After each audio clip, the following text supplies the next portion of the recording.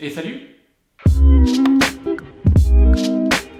Et voilà, ça y est, le nouveau décor. Bon, et bien salut tout le monde, j'espère que vous allez bien. Ça fait genre beaucoup trop longtemps que j'ai pas fait de vidéo, ça commençait à vraiment me manquer, ça doit faire au moins 3 semaines je crois. Mais il faut dire que entre le déménagement et tous les à côté, les événements familiaux, le travail, tout ça, bref, j'ai pas eu une minute à moi. Et puis vu que ici c'était pas encore fini d'être aménagé, je pouvais pas vous faire des vidéos dans des mauvaises conditions. Mais ça y est, c'est presque fini. On a un semblant de décor qui sera pratiquement définitif, je crois. Et bah voilà, donc j'espère que ça vous plaît. Moi ça me plaît beaucoup et j'avais vraiment hâte de tourner ici. Et comme vous avez certainement dû le voir dans le titre de la vidéo, aujourd'hui je fais une vidéo qu'on me demande depuis genre 3000 ans. Genre à chaque fois que je sortais une nouvelle vidéo, j'avais souvent un commentaire ou un message sur Insta qui me disait bon c'est cool mais tu fais quand un bookshelf tour? Eh bien ça y est, le moment est venu. En fait j'ai retardé ce moment parce que dans mon ancien chez moi, les livres étaient dans une armoire fermée, encastrée dans le mur. Et bah, ça faisait que pour filmer, c'était pas très évident, j'avais 2 rangées de livres, c'était super sombre, bref, ça rendait vraiment pas bien. Mais maintenant que j'ai une jolie bibliothèque qui a été faite sur mesure, eh bien j'ai toute la place et toute la lumière qu'il faut pour vous montrer ce qu'il y a dedans. Bon, par contre, s'il vous plaît, ne soyez pas trop exigeants avec moi parce que c'est la première fois que je fais cet exercice et je suis pas forcément super à l'aise. Donc avant de filmer ce bookshelf tour, eh ben, j'en ai regardé plusieurs sur YouTube histoire de m'inspirer un petit peu et bah, je vais reproduire un peu le format que j'ai vu le plus, c'est-à-dire vous montrer une petite vision d'ensemble de ma bibliothèque et puis ensuite vous montrer le détail case par case. On commence tout de suite. Bon alors de loin voilà à peu près à quoi ça ressemble. C'est une bibliothèque donc qui est assez grande où j'ai pas mal de place pour ranger tous mes livres. Par contre bon on va pas se mentir, j'en avais vraiment beaucoup donc j'ai pas pu forcément tout mettre à l'intérieur. Donc le reste est mis dans les petites étagères qui est en bas. Et puis je pense bientôt m'acheter un autre meuble, histoire de pouvoir ranger les autres livres que j'ai. Et donc on commence tout de suite avec l'étagère la plus haute, qui est aussi l'étagère la plus chiante à filmer. En fait là-haut j'ai mis les livres que je vais prendre un peu moins souvent, parce que vu que c'est haut, c'est pas très pratique. Donc j'ai commencé par mettre tout là-haut mes comics Buffy, parce que comme vous le savez je suis un énorme fan de la série, et que les comics qui font la suite me plaisent énormément. J'ai mis à côté les Akira que je suis en train de lire, j'attends désespérément la sortie du tome 5. Bon, c'est des livres que je prends assez souvent, mais ça va, ma main arrive jusqu'en haut presque, donc je devrais pouvoir prendre les anciens au besoin. Ici, j'ai mis les X de Clamp, c'est un manga que j'aime énormément. Ici, on a toute la collection des Tsubasa qui est aussi de Clamp. Et en haut, vous avez les Angel Sanctuary que je n'ai jamais fini car il me manque le tome 9 et 10 en deluxe. Si vous les trouvez un jour, pensez à moi. Et puis, il y a aussi le Necronomicon parce que comme tout bon fan de Lovecraft, eh bien, je me devais d'en avoir un. Ensuite, dans cette étagère-là, on a des autres mangas que j'aime beaucoup, à savoir ma saga préférée qui est Crossholic de Clamp. Derrière, il y a d'autres mangas qui sont un peu tout serrés derrière. Mais voilà, on a mes card captors, on a des trèfles, bref, on a énormément de mangas de Clamp. Et je n'aurais jamais dû retirer les Oli car je ne vais pas savoir les remettre. Oh bah si. Ici, on a les Tokyo Babylon que je vous avais déjà présenté en vidéo. C'est aussi un de mes mangas préférés. Je pense qu'il doit être premier ex aequo avec Holic. Et voilà, je vous les conseille encore une fois. Et si vous n'avez pas vu la vidéo, je vous la mettrai peut-être en barre d'infos. Ici, on reste au Japon. J'ai mis dans cette case tous les livres relatifs au Japon, donc les romans. On a ici Ma vie de geisha de Mineko Iwasaki. C'est un livre voilà, sur les geishas. C'est une autobiographie que j'ai trouvée extrêmement intéressante. Je vous en parlerai peut-être plus dans une autre vidéo. Ici, on a Le clan des Otori de Liane Hearn que je vous ai déjà présenté. Ici, Chisakobe, c'est Justine Chen qui me l'avait envoyé. Je n'ai encore jamais pris le temps de le lire, mais j'aimerais vraiment beaucoup m'y mettre. Ici, on a 17 histoires sur le Japon. C'est un livre, c'est un roman graphique qui m'a pas mal plu. Et là, on a tout mes Haruki Murakami, donc l'incolore Tsukuru Tadzaki et ses années de pèlerinage, le premier tome du meurtre du commandeur que je n'ai pas encore lu, les 3 tomes de 1Q84. Alors oui, j'ai un peu laissé tomber le Murakami vert, mais j'ai toujours prévu de lire le 2e tome. Ici, on a les Chroniques de l'oiseau à ressort, Le passage de la nuit, L'étrange bibliothèque. Et ici, on a Tokyo de Liane Hearn, un livre que je vous ai déjà énormément conseillé. Et là, on a 2 autres livres sur le Japon que je n'ai pas encore lus.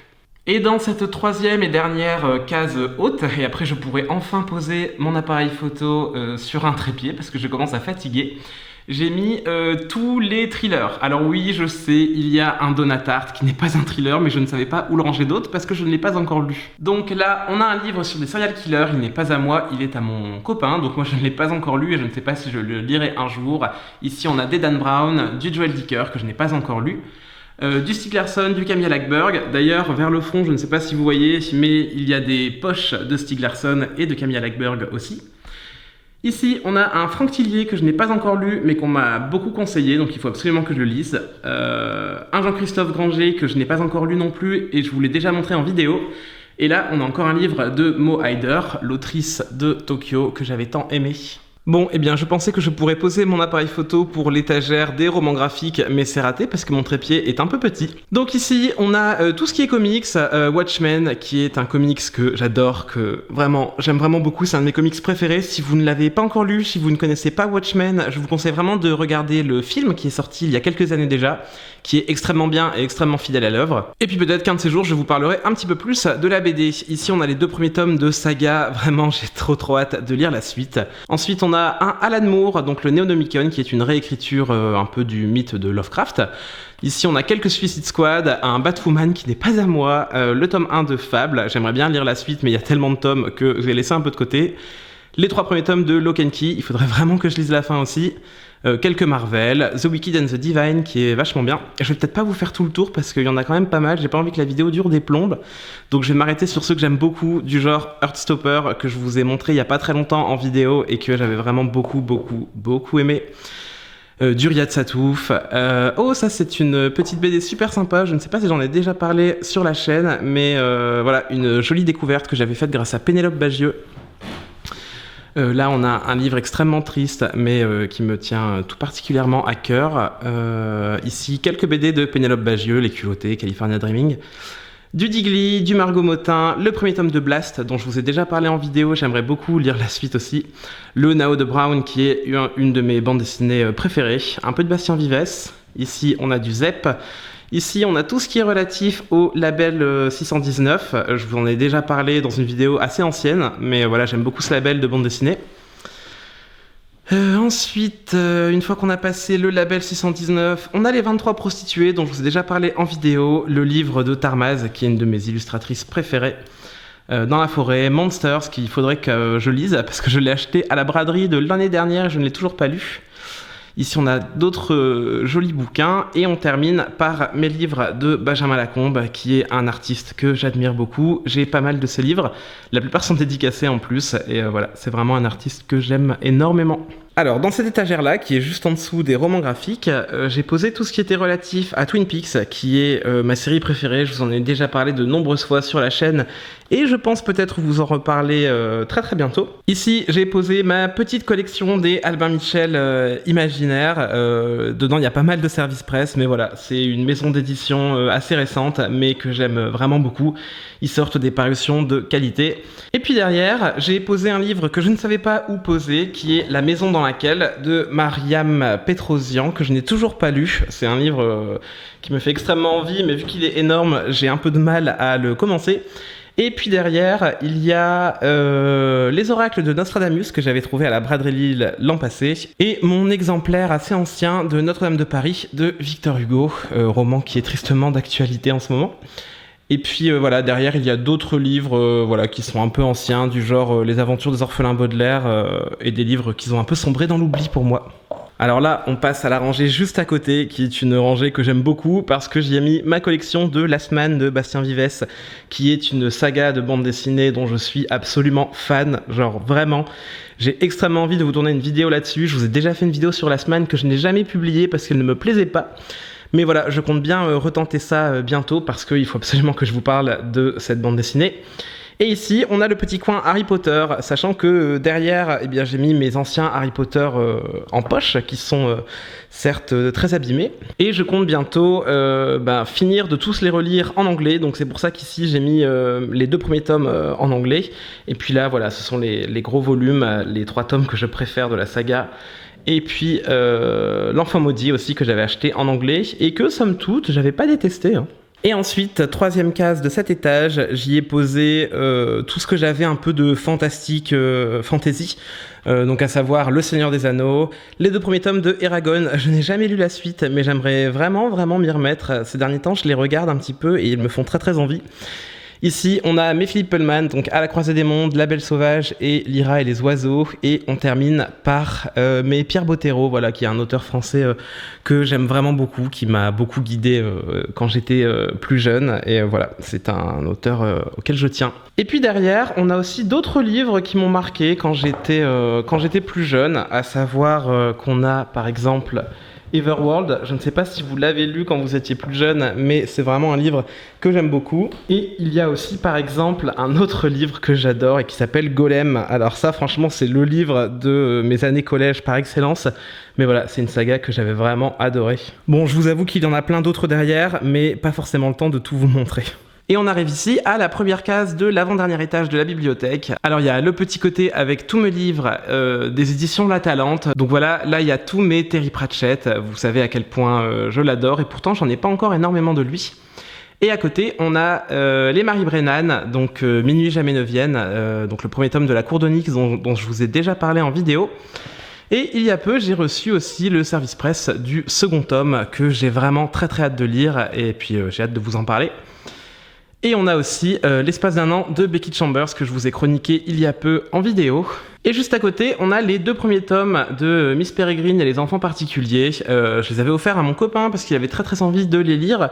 Il n'a lu que le premier, je crois, pour l'instant, mais je pense que je risque de les lire. Ensuite, on a ici les sagas fantasy, fantastiques ou même des one-shots, à savoir qu'on a là donc les livres de La Terre fracturée, donc cette fameuse saga qui est, je pense, ma saga préférée maintenant.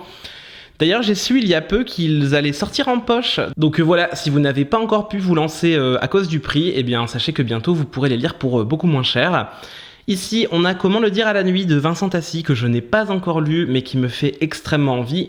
Et pareil pour Rouille de Florian Soulas, que je n'ai pas encore pris le temps de lire, mais qui me fait aussi très envie. Ensuite, on a le premier tome du cycle d'Oz, donc de Frank Baum, que je n'ai toujours pas lu non plus, mais j'aimerais vraiment m'y mettre. Et là, on a les 3 tomes de La Passe Miroir. D'ailleurs, on a appris il y a peu que le tome 4 sortait en novembre, donc je ne suis que joie et j'ai extrêmement hâte de le lire. Derrière ces romans, il y en a d'autres que voilà, j'ai lus. Par exemple, ici, on a mes Bernard Werber qui sont au fond. Bon voilà, je les ai pas mis au premier plan parce que j'avais pas forcément la place et parce que c'est pas forcément des livres que je relis aujourd'hui. Alors à côté, on a mes Young Adultes, donc à savoir les 2 premiers tomes de Six of Crows, que j'ai adoré. D'ailleurs, bientôt, j'aimerais beaucoup lire Les Grisha de Lise Bardugo, mais je n'ai pas encore commencé. On a Shades of Magic de V.E. Schwab, pareil, je ne l'ai pas encore lu, ça fait hyper longtemps que je l'ai acheté, je m'en veux énormément, mais j'espère le commencer très bientôt. Là, Le Dernier Magicien en service presse que je n'ai jamais lu et que j'aimerais quand même beaucoup lire. Pareil pour Hazelwood. Ici, on a Marqué les ombres de Véronica Ross, Les sorcières du clan Dinor, dont j'avais eu un avis assez mitigé. Je ne sais pas si vous vous en souvenez, mais voilà, la couverture est tellement belle que j'avais envie de le mettre au premier plan et je n'arrive plus à le ranger. Ici, on a un Jean-Claude Mourleva, les 3 tomes de Génération K. Et il me semble que derrière, il y a d'autres livres, mais je crois que ceux-là, je préférais les oublier. Hein ? Vous comprenez pourquoi ? Et on termine cette avant-dernière rangée avec mes livres grand format orientés un peu plus adultes. Ici, on a des Neil Gaiman, les 2 premiers tomes de la saga Le Passage de Justin Cronin. D'ailleurs, je me suis promis de terminer le premier tome cette année et je n'ai pas encore remis le nez dedans. J'espère pouvoir prendre le temps de le faire très bientôt. Et on termine sur mes Stephen King, donc Le Talisman des Territoires, Salem et Sleeping Beauties en anglais et en français. Et je crois qu'au fond, il n'y a pas d'autres livres, donc c'est bien, ça me fait un peu de place en plus. Et on arrive bientôt à la fin de la bibliothèque, donc avec la dernière étagère, avec un cadrage un peu nul, désolé. Ici, on a mes George Martin, donc tous les Trônes de Fer que j'ai lus et dont j'attends la suite avec plus d'impatience que jamais. À côté, on a le fameux Apostasie de Vincent Tassi dont je vous ai tant parlé. Et voilà, un autre Tolkien. La trilogie Endgame que je n'ai jamais lue, je l'avais gagnée pour un concours et je n'ai jamais mis le nez dedans et pourtant c'est pas l'envie qui me manque. Et les 2 premiers tomes de l'Assassin Royal de Robin Hobb, je n'ai lu que le premier mais ça m'avait assez plu. Et derrière tout ça, on a beaucoup de classiques ou de livres de poche que je ne relirai pas forcément. Là par exemple, on a un Daniel Pénac que j'aime beaucoup d'ailleurs. Un Catherine Pancol, j'avais essayé cette autrice qui n'était pas si mal d'ailleurs. Et voilà, on a du Baudelaire, Le Monde de Sophie, Gatsby, enfin bref, des livres un peu plus classiques. Pour la case centrale, voilà, j'ai fait une case d'honneur pour des auteurs que j'aime beaucoup. Par exemple, on a ici tout mes Neil Gaiman en poche. Vous connaissez mon amour pour cet auteur et donc voilà, j'avais besoin de les mettre au premier plan. On a aussi mes Stephen King en poche de ce côté-là. D'ailleurs, j'ai très envie de lire le tome 2 de ça que je devais lire en décembre et que je n'ai toujours pas lu. Ici, on a les Dunes de Frank Herbert qu'on m'a offert il y a peu et que je n'ai pas encore pris le temps de lire non plus, du Asimov. Et bien sûr, La Voix des Rois de Brandon Sanderson, donc le premier tome des Archives de Rochard que je pense commencer très rapidement parce que voilà, je n'en peux plus de voir Pepper Palace en parler sur sa chaîne et que il faut absolument que je me lance quoi. Et derrière ça, on a d'autres livres de poche que voilà, j'aime plus ou moins, qui sont plus ou moins anciens. Par exemple, on a ici des très vieux livres dont vous êtes le héros que j'ai gardé depuis mes années collège. On a le livre des étoiles de Eric Lhomme, d'ailleurs que j'avais eu la chance de rencontrer il y a quelques années et qui m'avait fait un joli petit mot. Bref, pas mal d'autres poches dans le genre un peu fantasy fantastique. Et dans cette dernière case, j'ai un peu plus mis à l'honneur des autrices que j'aime beaucoup. Par exemple, Clémentine Beauvais qui avait écrit Les Petites Reines et que j'ai adoré. J'en ai jamais parlé sur la chaîne d'ailleurs. Le Pouvoir de Naomi Alderman que je n'ai toujours pas lu. Ça fait beaucoup de livres que je n'ai pas encore lus. La Servante écarlate de Margaret Atwood. Le premier tome de Vernon Subutex. Que les étoiles contemplent mes larmes de Marie Shelley. Et puis voilà, plein d'autres livres. On a du Marguerite Duras, on a du Sirius Vett. Ici, on a mes Amélie Nothomb. De ce côté-là, on a Antoine Doll, qui n'est pas une autrice, mais bien un auteur, que j'aime énormément d'ailleurs. Je vous avais parlé de son livre Ueno Park, qui m'avait beaucoup touché. Et puis voilà, derrière, on a d'autres livres peut-être un peu plus légers. On a les Bridget Jones, on a aussi Le Journal intime de Georgia Nicholson, qui est un livre pour ados que j'adore, mais genre vraiment, j'ai jamais autant ri en lisant un livre. Et puis voilà, après, on a quelques livres de Taschen sur la photographie, et puis c'est à peu près tout.